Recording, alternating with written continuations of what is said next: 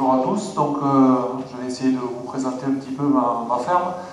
Donc moi je suis sur Saint-Puy, c'est à 40 km d'ici, donc dans le nord du Gers, c'est je suis un peu le régional de l'étape, sur deux structures juridiques, ça c'est pas très important.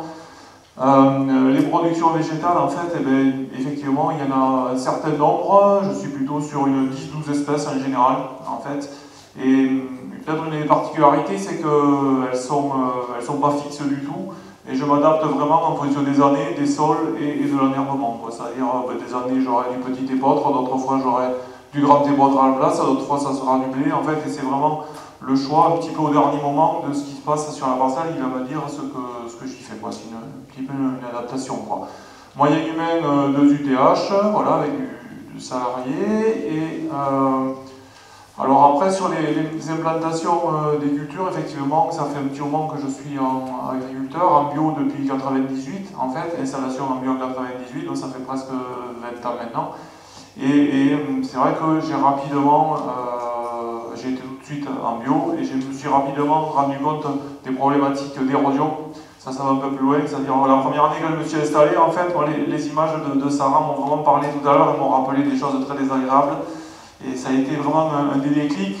Voilà, on travaille super bien, longtemps comme on peut, avec la mécanisation, l'amour, etc. Et puis en 10 minutes, tout le champ il est en bas sur la route. Et là, ça ne fait pas rigoler du tout. Et obligé de ressemer, tout ça. Et là, je dis, c'est pas possible, je ne veux pas être agriculteur pour faire ça. Et c'est à partir de là que j'ai commencé à réfléchir. Mais c'était il y a longtemps, c'était il y a presque 20 ans. En fait, il n'y avait pas beaucoup de recul là-dessus parce que personne ne travaillait là. Donc, on commençait à mettre des bandes enherbées en place, on commençait à mettre des haies, on commençait à mettre enfin, tout un tas d'aménagements, et puis progressivement, en fait, c'est vrai qu'il s'avère que dans la réflexion, le non-travail du sol, ça paraît évident, en fait, parce que c'est la seule façon de ne pas éroder, et les couverts végétaux aussi, parce que le sol qui est couvert, effectivement, et bien, chaque fois il peut pleuvoir tout ce qu'on veut dessus, il n'y a rien qui se passe, et voilà, quoi. Et petit à petit, c'est des techniques qui sont mises en route, qui sont mises en place pour arriver à avoir une couverture maximale, quoi, avec un travail du sol minimum. Bon, ça a été vraiment le déclic, ça a été l'érosion. On se rend compte aussi que sur nos parcelles, en fait, on a sur les parcelles en coteaux, parce que j'ai vu pas mal de parcelles de photos là qui étaient pas mal en plat. Moi, je suis pas mal sur des coteaux, en fait, et du coup, les problématiques sont un tout petit peu différentes, avec tous les hauts de coteaux, en fait, qui sont nus, enfin, il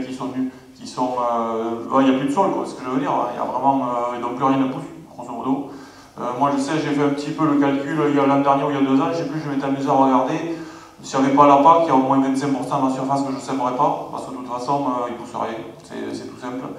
Et du coup, comment arriver à remettre un petit peu ces parcelles-là fonctionnelles aussi, remettre de l'activité-là, remettre de la production, quoi, tout simplement. Tout ça, c'est des questionnements que l'on a.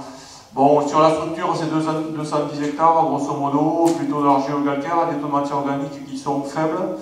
Alors, c'est vrai qu'aujourd'hui, il y a très longtemps que je n'ai pas fait d'analyse, donc il faudrait peut-être que je m'y mette pour voir un petit peu si ça a évolué. Des pH assez élevés et de pluviométrie faible qui parfois posent quand même pas mal de problèmes, notamment sur les couverts d'été, en fait. Ce que je ne vous ai pas dit aussi, c'est que c'est un bio donc, depuis le début, et je suis aussi sans intrants. C'est-à-dire que j'ai fait le choix de ne pas mettre d'intrants. Depuis 2004, je suis en autofertilité, c'est-à-dire que j'ai décidé de ne pas mettre d'engrais, aucun, ni produits chimiques, bien sûr, puisque le cahier des charges me l'interdit, mais surtout pas d'engrais ni d'engrais organiques. Tout ça, pour des histoires d'efficacité, je pense qu'économiquement, c'est pas terrible non plus, mais aussi pour des histoires énergétiques, pour des histoires de pétrole, pour des histoires de réchauffement climatique. C'est un petit peu tout ça qui me dit, bon, on va amener de la matière organique en bio qui vient d'élevage industriel espagnol, ça ne m'intéresse pas, et j'essaie d'aller vers l'autofertilité. Alors du coup, effectivement, il faut réfléchir fort, parce que si on ne met pas d'engrais du tout, ça ne pousse pas, quoi, en fait. Si on ne met pas les légumineuses dedans, si on ne met pas de la fertilité naturelle des sols, en fait, là ça ne marche pas du tout. D'où beaucoup d'échecs aussi en termes de production, et progressivement on s'améliore de temps en temps et on arrive avec un petit peu d'efficacité, quoi. Mais beaucoup de légumineuses, et du coup les couverts, comme je disais tout à l'heure, c'est évident, hein, ça paraît évident. Si on n'a pas de couvert, en fait, le couvert de légumineuses, ça ne pousse pas, quoi, tout simplement. Voilà. Alors là, je me suis un peu égaré, parce que j'étais ici pour parler aussi de pas mal de plantations de haies, l'agroforesterie, tout ça, puisque c'est aussi une caractéristique de la ferme. Alors effectivement, sur les plantations de haies, bon, mais je travaille bien évidemment avec Arbres et Paysages. Je suis administrateur depuis quelques années et président depuis l'an dernier. Et en fait, où là, on a quand même une base technique qui est très, très bonne, et puis ça fait une vingtaine d'années ou 25 ans que cette structure-là existe, en fait, et on a acquis quand même pas mal de connaissances techniques. Donc, c'est eux, grosso modo, qui ont les capacités techniques de dire avec quelles espèces il faut planter où, et toutes les techniques de plantation, avec le travail de sous-soulage, donc les temps, etc. En fait, bon, tout ça, c'est quand même maintenant assez maîtrisé en fait. Et c'est vrai qu'on arrive à avoir des plantations qui poussent assez bien maintenant par rapport à l'eau, par le paillage, par rapport à l'eau, par rapport à la concurrence d'un vent, par rapport au chevreuil notamment, en fait, tous les dégâts aux protections, tout ça en fait, ça commence à être bien connu. Voilà les chantiers de plantation, donc paillage, déroulage, et vous voyez des petits des arbustes et arbres sur des séquences bien déterminées en fait, en fonction des sols et de ce qu'on veut faire, c'est des brise-vents ou d'autres types de haies, quoi. Et donc les plantations avec des plants plantés jeunes, en fait, c'est là où on s'aperçoit qu'on a les meilleures efficacités en termes de pousses. Si on les plante assez âgés finalement, et bien, leur système racinaire est déjà bien secoué et ils n'arrivent pas à s'implanter correctement, et des plants jeunes rattrapent très facilement l'histoire. Ça c'est une haie, voilà, qui a été plantée chez moi en 2003 je crois, bon, la photo n'est pas très récente mais voilà. Et bon, vous avez par exemple à côté, c'est une cérale, j'en profite pour passer aux cultures, parce qu'on est aussi pour parler de production. Des cérales sont des mélanges de blé ancien en fait, alors qui normalement montent à 1,80 m. Bon là, comme on est sur le haut d'une bosse en fait où il n'y a pas de terre, ben, il n'est plus qu'à 1,10 m ou je sais pas 1 m en fait, mais si on va un petit peu dans le bas-fond, là, ben, il est bien à 1,80 m. Et il est semé dans une luzerne vivante en fait, dessous il y a une luzerne là, et qui quand je vais récolter, en fait quand j'ai récolté, ben, repart, qu'on recouvre le sol et est capable de redonner une production et même être fauché à l'automne par moment, des fois, s'il pleut. Et voilà, donc ça c'est un exemple aussi de céréales que l'on peut semer dans des couverts vivants, en fait, en bio aussi. Bon là il faut choisir, il faut être un petit peu pointu sur le végétal, pas forcément sur le désherbant ou sur le raccourcisseur, ou je sais pas. Mais plus sur les variétés que l'on utilise de céréales. Là c'est un mélange de blé population de 17 variétés qui monte très haut, en fait, qui est très concurrentiel. Et dessous ce sont des luzernes aussi qui sont je sais plus, la flamande je crois, c'est-à-dire qui ne démarre pas pendant l'hiver, qui va démarrer très tard et donc qui va laisser la céréale bien s'implanter. Bon, tout ça c'est un petit peu technique aussi, mais c'est technique végétale et ça permet de passer. Moi ça fait les premières que j'ai mis en place, je crois que c'était 2004, et j'en fais presque tous les ans en fait du blé dans les luzernes, et j'ai eu pas d'échec je crois, ouais peut-être, mais voilà. Alors on revient aux arbres. Taille régulière des arbres, en fait ça c'est plutôt sur l'agroforesterie, en fait, parler un petit peu d'agroforesterie, bon, c'est vrai que j'ai mis en place petit à petit aussi, aujourd'hui je suis à 24 hectares je crois d'agroforesterie, mais l'agroforesterie, donc vous savez, c'est ces lignes d'arbres dans les champs en fait, qui ont plusieurs rôles pour moi, les rôles principaux, ben voilà. Les rôles principaux, aujourd'hui, et dans un premier lieu, c'est des éléments fixes du paysage. En fait, c'est dans ces éléments fixes qu'on ne touche pas, dans des réservoirs de biodiversité énormes, en fait, par rapport aux auxiliaires, par rapport à tout ça, en fait. Je pense que là, ça c'est très important, parce qu'on remet de la biodiversité, des éléments vraiment intouchés, au cœur des parcelles.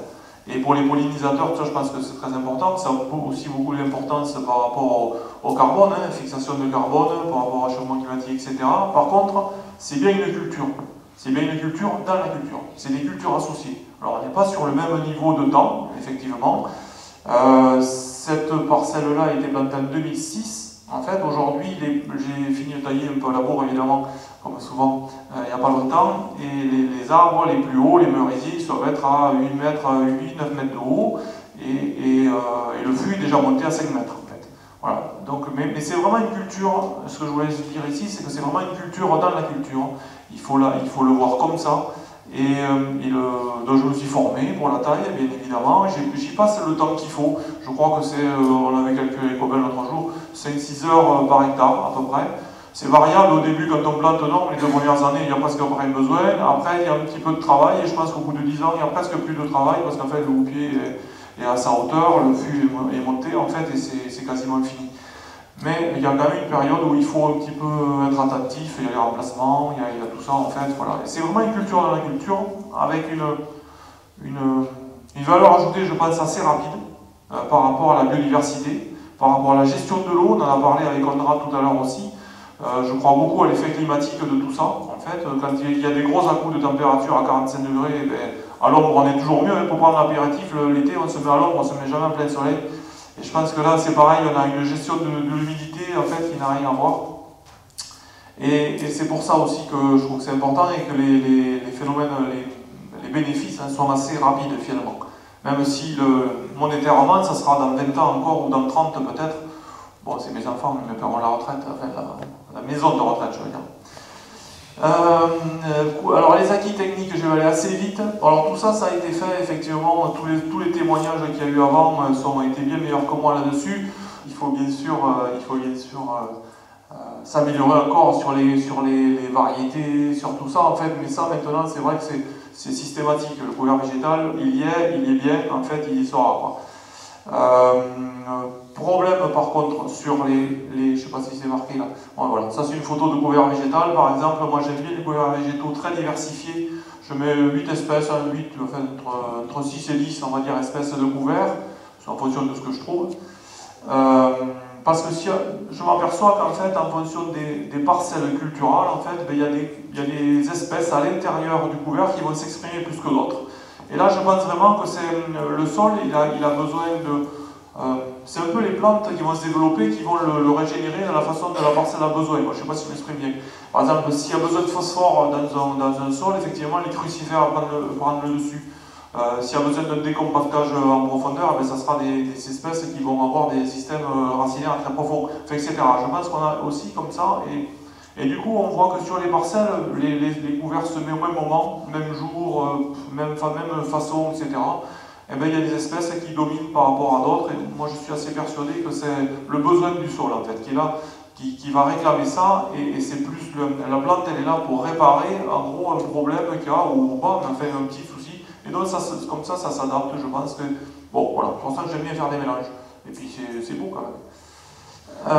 Bon, ça c'est un semis de sarrasin dans un couvert vivant aussi, donc de févrole, enfin de mélange aussi. Bon, ça c'est assez exceptionnel. J'ai un semoir de semis direct chez moi, mais je n'en sers pas très régulièrement parce que c'est en bio, c'est toujours pareil, en bio sans intrants, donc sans azote en fait, pour faire pousser des couverts à 10 tonnes en fait. Quand on a un couvert à 10 tonnes, c'est peut-être plus facile. Sans azote, c'est assez difficile d'avoir un couvert d'azote, ils sont plutôt à 5 ou comme ça, et du coup, on n'y arrive pas toujours à faire ça en fait. Mais parfois on y arrive. Et donc là, c'est gagné, on ne touche pas les sols, et voilà quoi. Et pareil, pour implanter les couverts, de temps en temps, j'arrive à passer quand même avec le semoir de semi-direct pour implanter les couverts.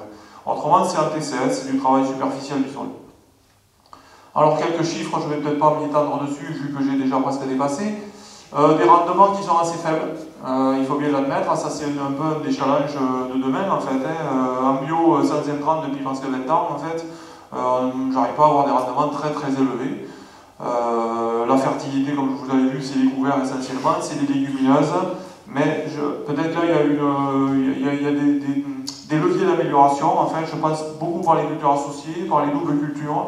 Tout ça, je pense que là, c'est des éléments où on peut jouer, et par une fertilité évidemment qui s'augmente, mais voilà.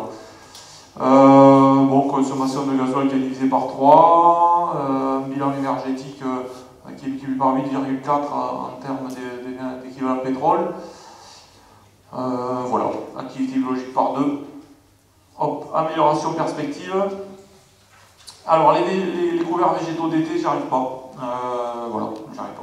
J'ai essayé ça plusieurs fois. Je pense que je ne suis pas trop bon en termes de matériel, ça c'est important. Je pense que le matériel n'y est pas. Aujourd'hui, la technique, je ne sais pas pourquoi, j'y arrive pas. Donc aujourd'hui, ce que je fais, c'est que je laisse les chaumes, je coupe très haut, en fait, pour que ça soit à l'ombre, pour éviter l'ensoleillement. Et donc le plus haut possible, je prends que les épis pour qu'il y ait de l'ombre au maximum en fait. Et ça, je laisse ça jusqu'au mois d'octobre, septembre-octobre en fait. Et puis après, soit c'est un semis de couvert dedans en général, en direct ou en fonction d'un ou un travail très superficiel, c'est-à-dire un déchômeur avec un semoir dessus, le même passage. Soit c'est un semis de céréales, pareil, avec un passage, semoir dessus, puis voilà quoi. En gros, j'essaie et je fais que semi-récolté par contre. Ça, c'est une de mes bases en fait, surtout les céréales, tout ce qui est divers, c'est que semi-récolte. En termes de charge, tout ça, c'est pareil, c'est assez souple. Et en plus, la semi-récolte, ça permet aussi, comme il n'y a pas d'investissement non plus en intrant engrais, phyto ou autre, ben, si une céréale ne me plaît pas pour X raison, ben, elle passe couvert. En fait. Et du coup, pour moi, c'est la même chose. J'ai les mêmes charges en mécanisation, en temps et en charge financière, je tiens que la semence. En fait. Voilà, ça aussi, je trouve que j'aime bien cette souplesse-là. Pour ça que je disais aussi au début, j'ai un gros volant d'espèces ou de variétés, et puis en fonction de ce qui se passe sur les parcelles, je change, je varie. Je trouve ça sympa. Et puis en plus, ça demande de la réflexion, de passer du temps sur les parcelles, etc. Et ça, j'aime bien en fait, d'être vraiment sur la réflexion de ce qui s'y passe, quoi. Alors, les améliorations possibles, bon voilà, je trouve qu'il y a des limites aujourd'hui sur mon système en autofertilité, qui a presque 20 ans de recul, 15 ans pour l'autofertilité. Et je me demande si quand même l'introduction de l'élevage ne serait pas, dans nos coteaux secs en fait, du Gers, ne serait pas une bonne chose pour la rotation au niveau des prairies, pour la fertilité au niveau des fumiers que ça pourra amener, pour la valorisation des 25% des surfaces qui sont improductives, en fait. Tout ça peut être couplé avec une transhumance, ou je ne sais pas comment appeler ça, mais c'est-à-dire les bêtes, je pense que l'été, elles n'ont rien à faire dans le Gers. Pour moi, ça serait de l'ovin qui partirait sur les Pyrénées ou ailleurs, en fait, mais où il y a de l'herbe qui suivrait l'herbe, en fait, et qui resterait l'hiver, seulement sur les trucs. Enfin bon, voilà, je suis en train de réfléchir à ça. Il y a aussi un rapprochement avec un voisin très fort, en fait, rapproché, parce que sur les techniques, c'est toujours plus marrant. Et après, pour partager du matériel, pour essayer de réduire aussi les coûts de matériel, évidemment, et pour aussi être souple en termes de personnel, tout ça, je pense que c'est bien de travailler à plusieurs, ça je préfère travailler à plusieurs, moi, de toute façon. Et voilà, il y a aussi ça, dans mes perspectives d'avenir, c'est se rapprocher des gens et peut-être essayer d'amener quelqu'un, sur une ou deux personnes sur la ferme supplémentaire, aussi pour créer de l'activité, bien sûr, en termes d'élevage, comme je l'ai dit, mais peut-être aussi en termes de maraîchage, parce que j'ai toujours un atelier maraîchage aussi depuis le début, voilà, c'est bien le maraîchage. Et puis on en manque beaucoup en bio, là, s'il y en a qui veulent s'il y en a qui veulent convertir des terres ou qui veulent produire du bio, allez-y, on manque de tout. Ça c'était le petit message aussi, parce que dans mes activités diverses, je suis aussi gérant d'un biocoop en fait, ce que j'ai monté pour créer du lait bouché à un moment donné. Et c'est vrai que là, je vous garantis qu'on manque de tout en bio, et donc n'hésitez pas. Moi, ça c'est le petit détail. Voilà, je crois que j'ai fini, et j'ai dépassé, désolé.